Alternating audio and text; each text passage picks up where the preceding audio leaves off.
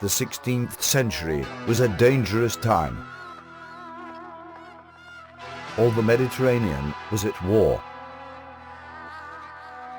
The two great superpowers of the age, the Ottoman Turks and the Spanish Habsburgs, were ruthlessly fighting against each other for control of the Mediterranean Sea. In 1565, a tiny island found itself at the very heart of this savage struggle.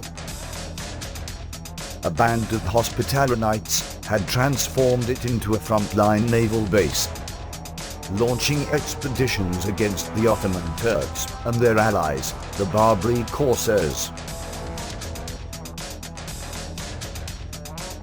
The large Ottoman armada, which appeared off Malta on 18 May 1565, was sent by the Turkish Sultan to crush these warrior monks and capture their island. The 4-month struggle that ensued, known to history as the Great Siege of Malta, would earn itself a place in the annals of warfare for its blend of heroism and momentous significance. The Hospitallers' ability to resist and defeat the Ottoman invasion, however, was to a great degree due to the Knights' defensive efforts and their works of fortification. The arrival of the Turkish Armada in 1565 found the Hospitaller Knights entrenched behind a series of strategically placed defenses that enabled a degree of control over both the main harbour area and some parts of the interior of the island. This small network of defences consisted of 4 harbour forts and 2 inland strongholds. The main Hospitaller fortress was the fortified city of Vecchia, with its adjoining castle of St Angelo.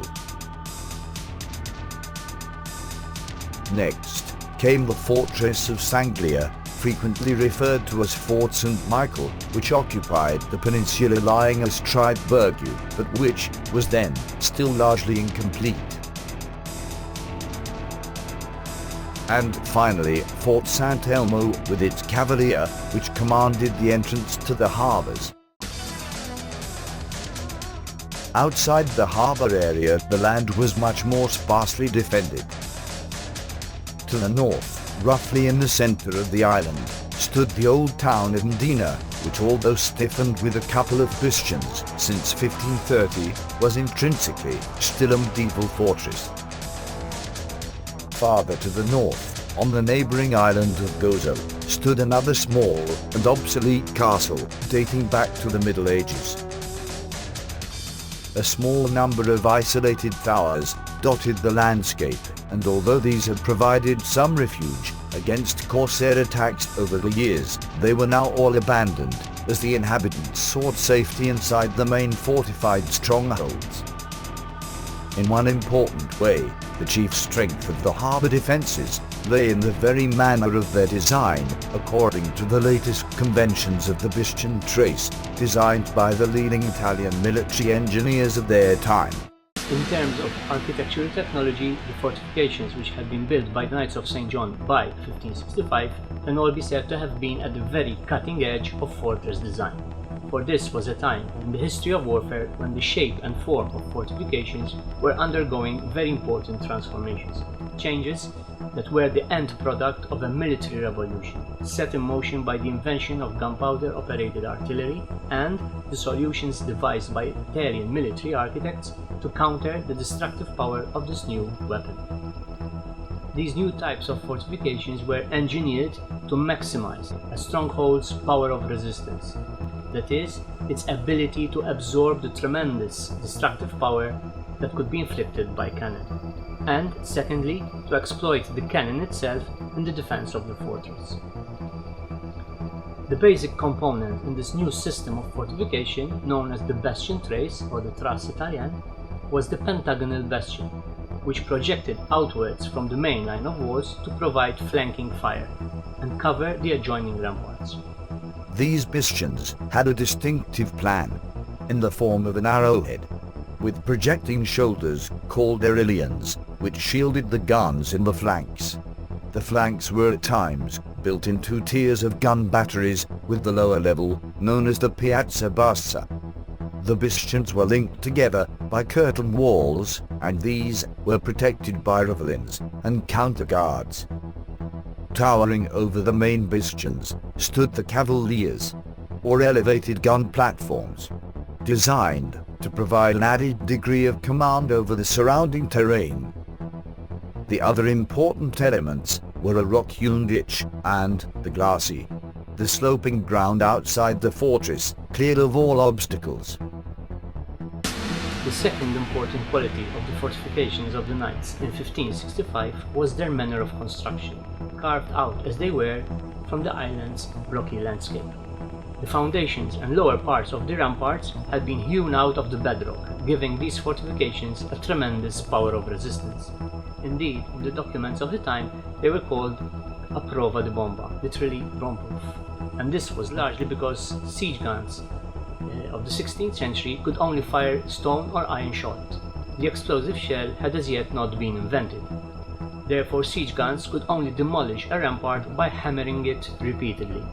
And for these reasons, most besiegers generally preferred very large guns, capable of firing massive stone or marble shot, since the bigger the cannonball, the more area of wall it could displace and demolish.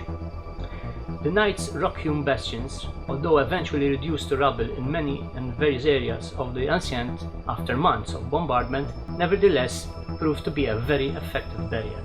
And a large part of the knights' successful resistance must, as such, be attributed to this resilient quality of their solid defenses. The whole system of harbour defences, however, was severely handicapped by the high ground which enveloped all the positions, a land feature which the Turkish gunners were quick to exploit. It was the very weaknesses of the fortifications which was to determine the unfolding of the siege. And in the eyes of the Ottoman commanders, the most vulnerable link in the hospitaller chain of defences was seen to be Fort St Elmo.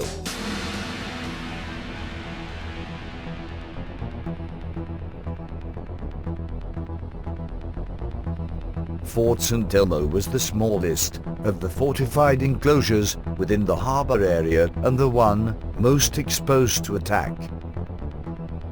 By the rules of war, it was not expected to last for long against the type of massive force the Turks were able to bring to bear against it.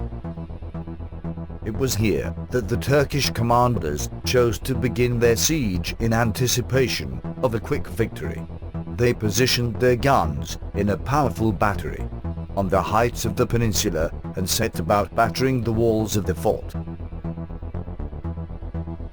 Fort St Elmo was built in 1552 to the design of Pietro Brado, a military engineer sent by the Viceroy in Sicily to help the knights erect a harbour defence fort following a devastating Turkish raid in the previous year.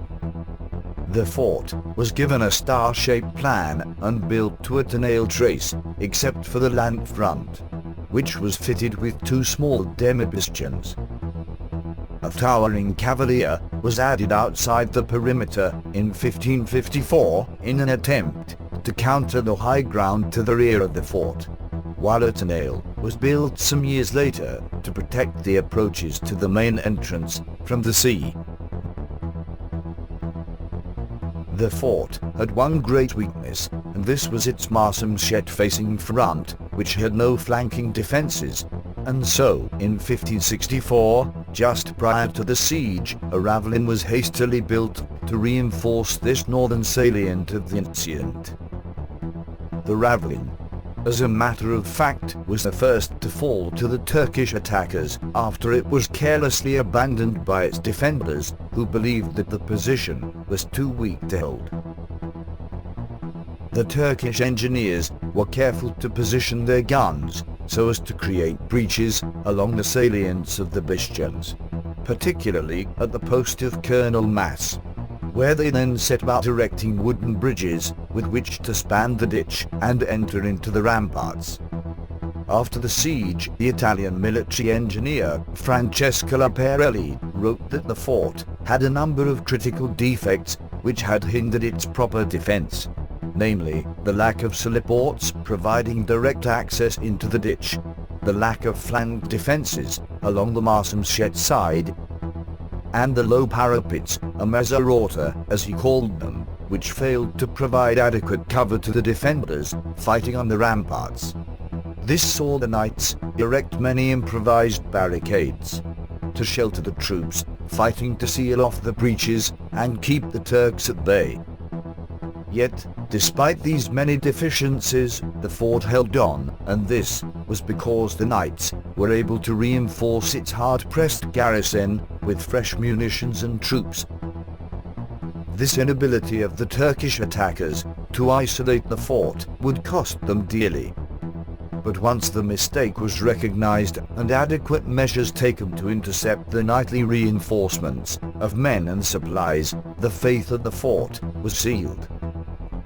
Fort St Elmo fell to one final assault on 23rd June, after a month of fighting in which some 1,500 Christians and many thousands of Turks, including the notorious corsair Dragut, were killed. Of the original fortress, which withstood the Turkish attacks in 1565, very little can be seen today above ground, since the structure was rebuilt and remodeled extensively in the centuries after the siege. Many elements of the original fort, nevertheless, can still be found, and various features have also been brought back to light in the course of recent archaeological excavations.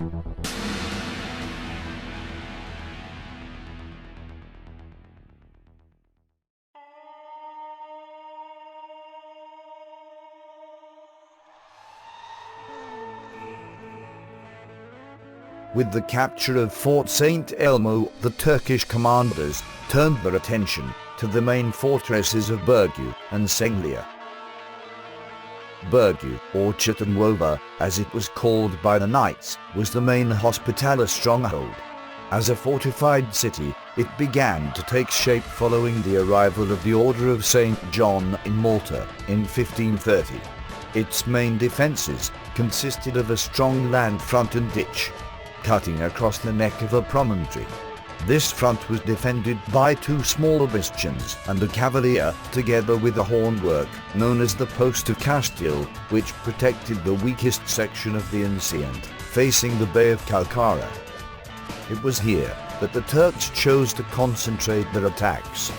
Their heavy guns, positioned in powerful siege batteries across the bay, pulverized the walls, but the Turkish troops failed to break into the fortress. On the advice of their military engineers, the knights had constructed an interior second line of defense.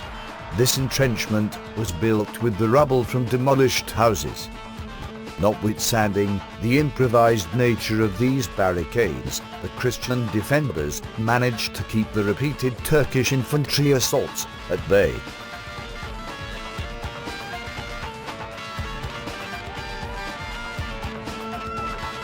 As at Fort St Elmo, very little survives today of the original fortifications of Birgu as these stood in 1565, since the fortified city, renamed Vittoriosa after the siege, was rebuilt and altered in subsequent centuries, particularly during the early 1700s, when it acquired its present shape with its Baroque gateways, redesigned bastions and outer works.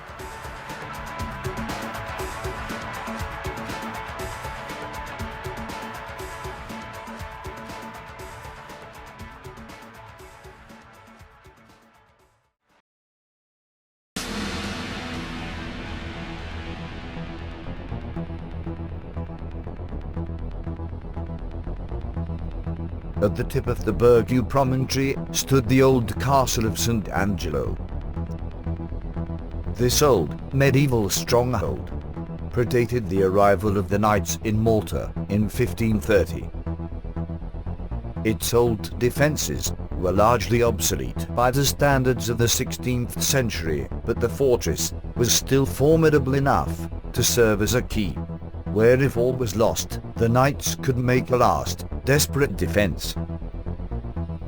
The Order of St John had sought to drag the old castle into the gunpowder era by providing it with a bastion and a cavalier, as well as a sea-filled moat. But the rest of the ancient continued to depend on its medieval tiers of walls.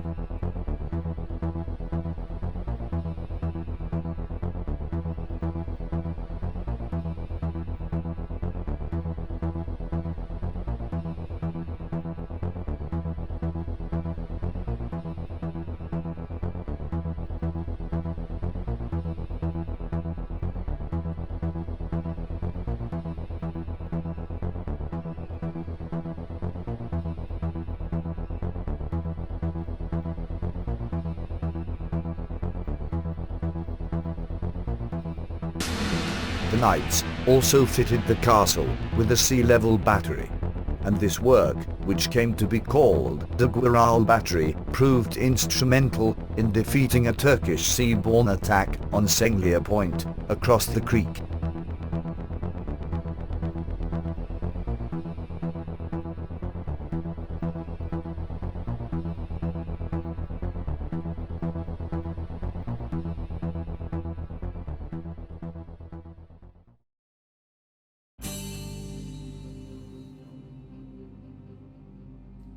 Sengler, like Burgu, took the brunt of the Turkish attack following the fall of Fort St Elmo. And like Burgu, its defences were half-finished, particularly along the seaward side of the city, where the ramparts were still very low and lacked fighting platforms. Even within the walls, only part of the enclosure had been urbanized by 1565, leaving large stretches of open ground along the northern half of the promontory. Begun simply as a tower in 1552, in order to protect Burgu, Sengler was developed into a fortified city in 1556 to the design of the Italian military engineer Niccolo Bellaventi. In 1565, its defences consisted of a bastioned front, defended by a small central bulwark, a cavalier, and a counterguard.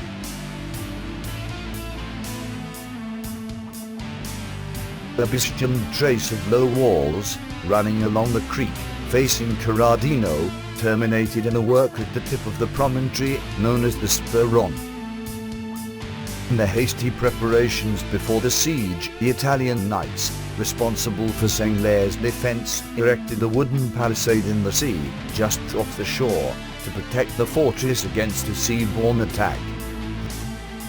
The Ottomans concentrated their artillery bombardments and infantry assaults on the right side of Sengler's front, but again, as at Burgu, they failed to enter into the city because the knights had constructed an inner, second line of defense. The Turkish commanders also launched a major seaborne attack on the flank and tip of the promontory, but this attempt was defeated with terrible losses for the assailants and was not attempted again. Of the original structures as these stood in 1565, very few elements survive, because the fortress was heavily rebuilt and remodeled in the centuries after the siege. Amongst these, one finds part of the Cavalier, or Fort St Michael, as it was known, which occupied the gorge of St Michael's bastion.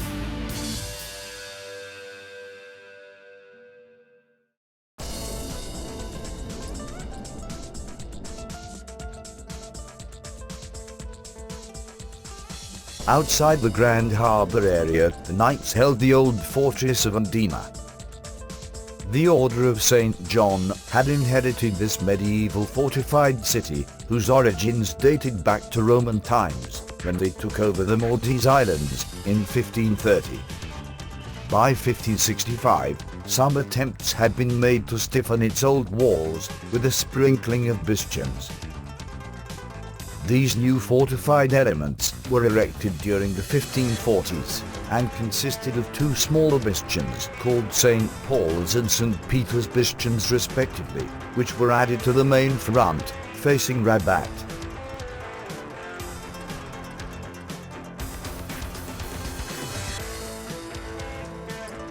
There was also a small bulwark known as St Mary's Bastion, which had been grafted onto the northwestern part of the enceinte, overlooking Mtafa. Grand Master Dolmades had also partially rebuilt some of the old ramparts on the eastern front of the city, but the larger part of the enceinte still consisted of a system of double walls, protected at irregular intervals by medieval wall towers.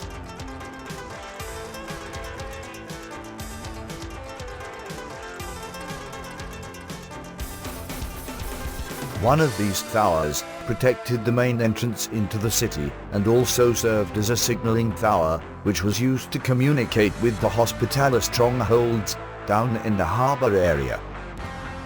There was also a second, medieval gateway, which can still be seen, known as Greek's Gate, which opened down inside the ditch. Fortunately for the knights, the Turks chose to ignore Mdina until late into the siege. And even then, their half-hearted attempt to attack the city was quickly abandoned. Mdina's important role throughout the siege was that of serving as the main base for the small Christian cavalry force, which was very effectively employed to reconnoiter the Turkish positions and to harass the rear of the Turkish lines.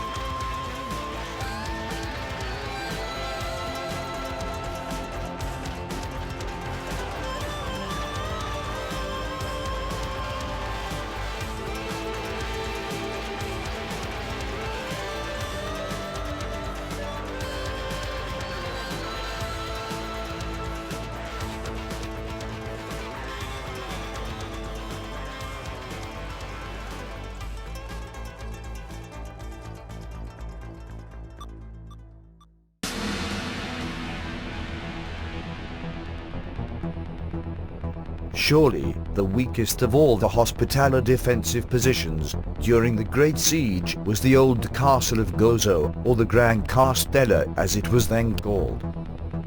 This small medieval outpost was inherited by the knights when they took over the Maltese islands in 1530. However, unlike Mdina, the knights had not sought to improve its obsolete defenses. Moreover, the castle had been sacked and set on fire in 1551, when Gozo was invaded by the corsair Dragoon. Although hastily repaired, no effort was made to upgrade its ramparts. Basically, this old stronghold had a circular plan. Its walls crowned the edges of a plateau and were stiffened with a handful of wall towers. The main entrance was situated on the south side of the castle, facing the unfortified suburb of Rabat, and was protected by a strong barbican. A small medieval sally port can still be seen, opening into the northern medieval enceinte. The Great Siege found the old castle little changed from the obsolete medieval stronghold that the knights had acquired in 1530.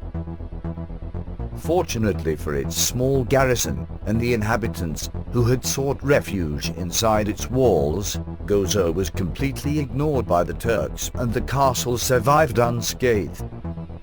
It was not until the early 1600s that the Gozo castle received a total overhaul of its obsolete defenses and was finally refitted with modern bastions and cavaliers to allow it to function as a gunpowder fortress.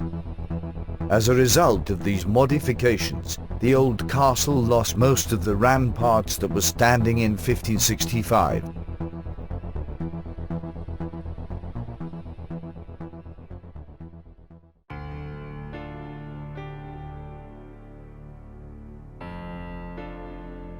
In 1565, The Maltese landscape also contained a small number of towers. These were largely domestic in nature and had been built to provide the rural communities with refuge places against small raiding parties of coursers. With the arrival of the Turkish Armada, however, all such towers were quickly abandoned, as the population sought refuge within the main fortified strongholds. A few of these towers, such as Rendi Tower, Falca Tower, and the towers at Nashar and Bamarad, are also known from various documentary sources. Falca Tower, for instance, featured in one of the final battles of the siege as the site of a desperate encounter between large detachments of Christian and Turkish soldiers. Gauchi Tower and the Captain's Tower, both in Nashar, have survived and provide interesting examples of the early typology of Maltese 16th century towers. The one dominant feature of these structures was their box machicolations, balcony-like projections, which crowned the top of the towers and were used to drop projectiles or boiling water on the assailants below.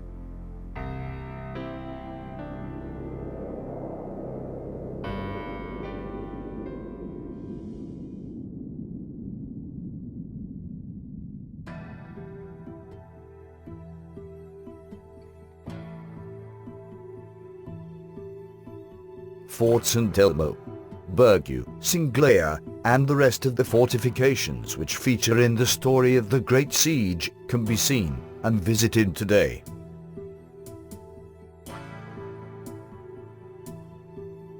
Still, one should not assume that these are all the very same fortifications which confronted the Turks in 1565.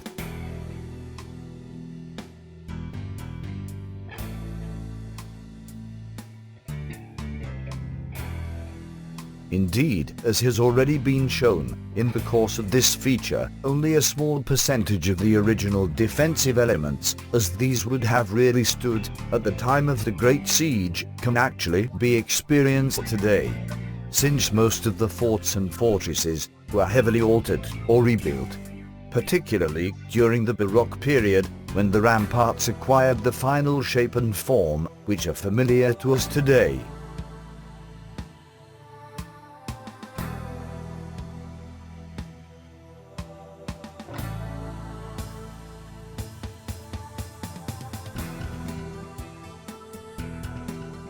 Although the newly refurbished fortifications continued to respect the original footprints of most of the sites in question, the actual design details and textures of the later alterations and reconstructions vary considerably.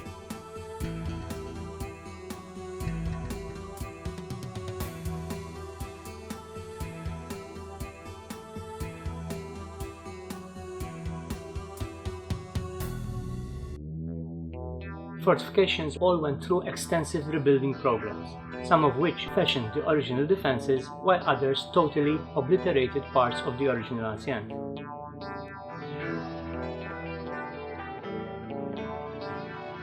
Birgu, for example, was totally refurbished during the reigns of Grandmasters Perellos and Villena, leaving precious little that would have been familiar to Grandmaster Jean de Valletta and his knights in 1565.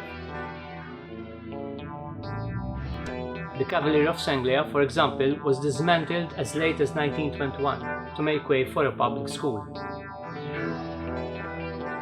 Fort St Angelo, too, retained its original bastion and cavalry, as well as parts of its inner castle, although these underwent some alterations. The bastion, for example, was converted internally into a large gunpowder store, while the cavalry was reclad with white-colored coralline hardstone. Fort St Angelo's medieval enceinte, so convincingly depicted in William Schelling's drawings of the late 1660s, was swept away a few decades after his visit to make way for Carlo de Grunenberg's new enceinte, with its 4 tiers of coastal batteries.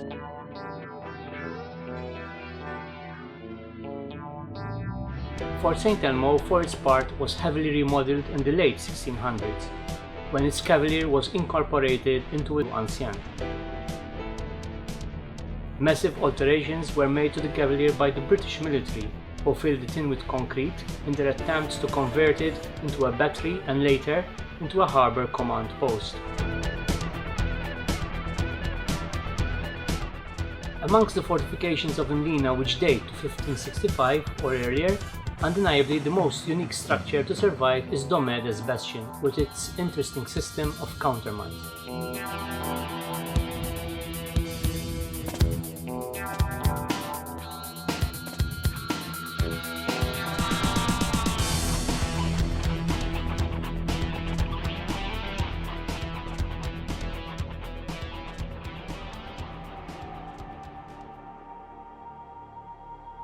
Various other elements have also survived below ground or hidden away behind the revetments that were later grafted onto the old ramparts. A number of features, as a matter of fact, have been brought back to light in the course of excavations carried out in recent years.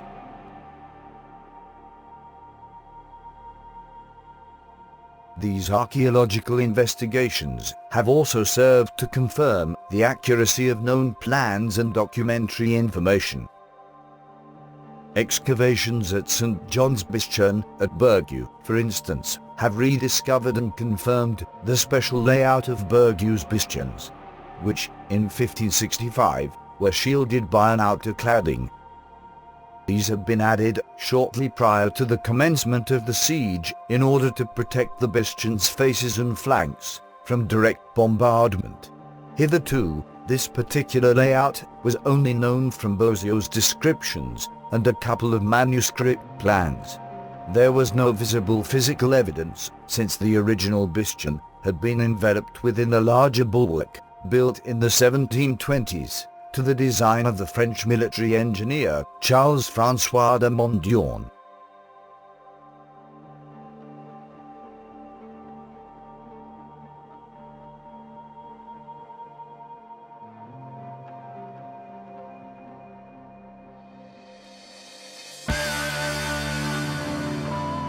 Fortunately, the fortifications of the Great Siege were immortalized in painting and print by the Italian artist Matteo Perez Dall'Occhio, who was commissioned to depict a visual account of the siege on the walls of the council chamber inside the Grand Master's palace.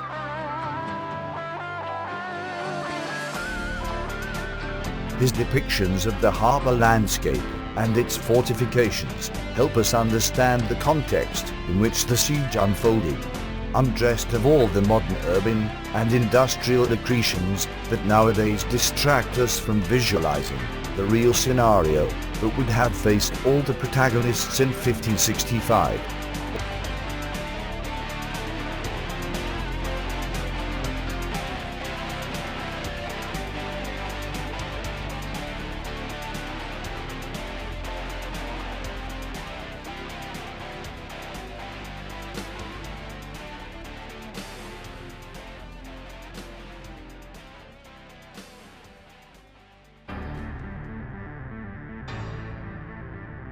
The successful Hospitaller resistance to the Ottoman invasion and siege, although considered a great victory in Christian eyes, had nonetheless come at a very great cost to the Knights of St John. The order had lost many of its knights in battle, and its fortifications lay in ruins. Rebuilding along the same lines was futile.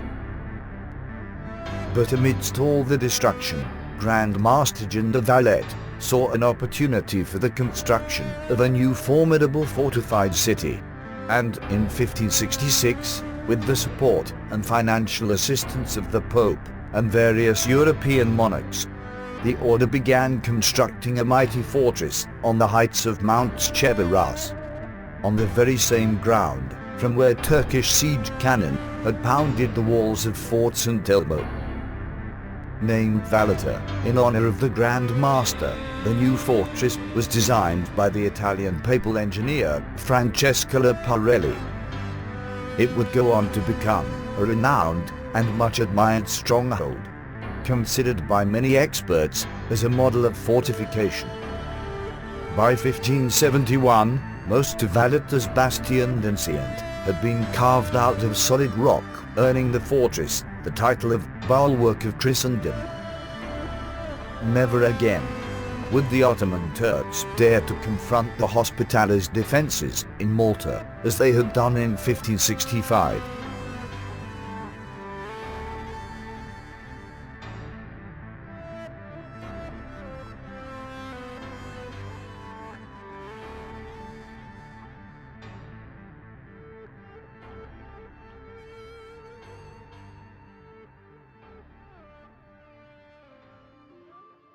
For further information on the history and fortifications of the Great Siege of Malta, viewers are invited to read the book, entitled The Great Siege, by Dr. Stephen Spiteri.